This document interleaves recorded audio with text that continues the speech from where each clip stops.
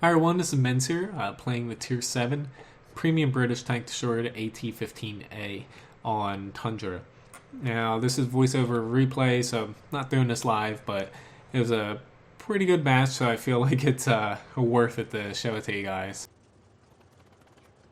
Now, in this match, I end up doing 3,338 damage. I block 3,065 damage and assist with a little bit 327 damage, and I make a net profit of 83,348 credits. Now, AT-50A match like this, top tier, so I don't have to worry too much about people basically punching through my armor where they shouldn't. It's like the IS and the Jagged Panther, GW Panther I worry about the most, but looking at these tanks, not too concerned about people, aside from the SPGs, hitting me too hard. But most of my team funnels into 1 to 2 line, which I was initially going to head over there, but really we have nobody whatsoever over on the hill here. And that's very worrisome because Tundra is a very small map. And if you don't cover a flank, you're pretty much going to lose. Now, being as slow as the AT-15A is, I'm not able to even get to where I want to be in the beginning, but setting up over here isn't a bad idea if your team doesn't cover here. You're better off than this KV-85. Granted, he does push pretty hard into these guys, if I remember correctly, and he kind of pays the price to say the least. But really, you should essentially push over here because you can get covered from guys over here. And you really only have to worry about being flanked here if you're that way. But sitting back up here, you're pretty protected by artillery. You're not immune, and it is pretty easy to defend this spot. It's just keeping people from crossing the river here is your best bet at survival.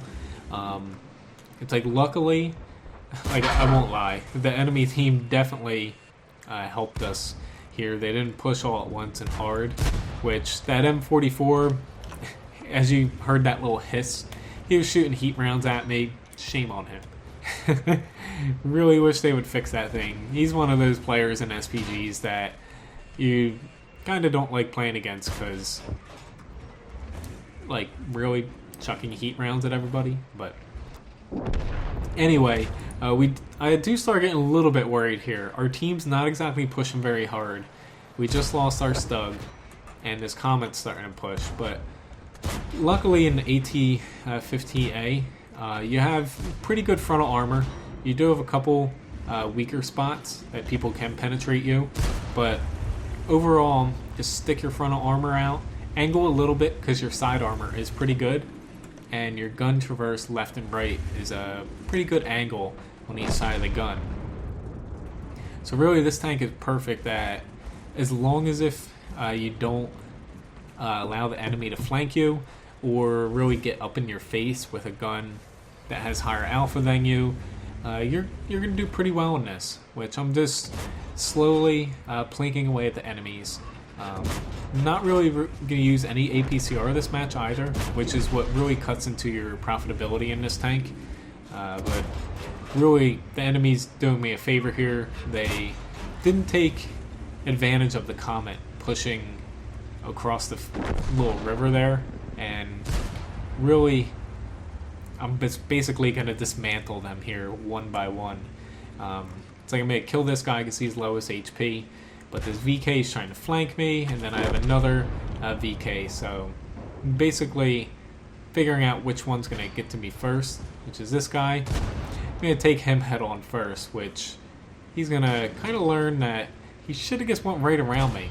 Had this guy pushed right past me, honestly, I probably would have ended up dying, but he slammed the brakes on, and thus it was a lot easier for me to kill him.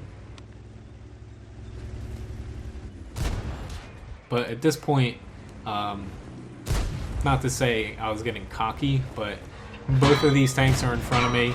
My SPGs are helping me out, which was fantastic. To have a little... That guy's a little mad, though. It was great having help from them, but really at this point, the enemy squandered their advantage. They took this really quick, and then they just sat there and let us set up where we wanted to, and basically they threw a win rate out the window. World of Tanks, especially on smaller maps like this, better to be aggressive, stick as a group, and you're going to win. If you kind of sit there and let the enemy keep chipping away at your HP, then you're probably going to end up losing.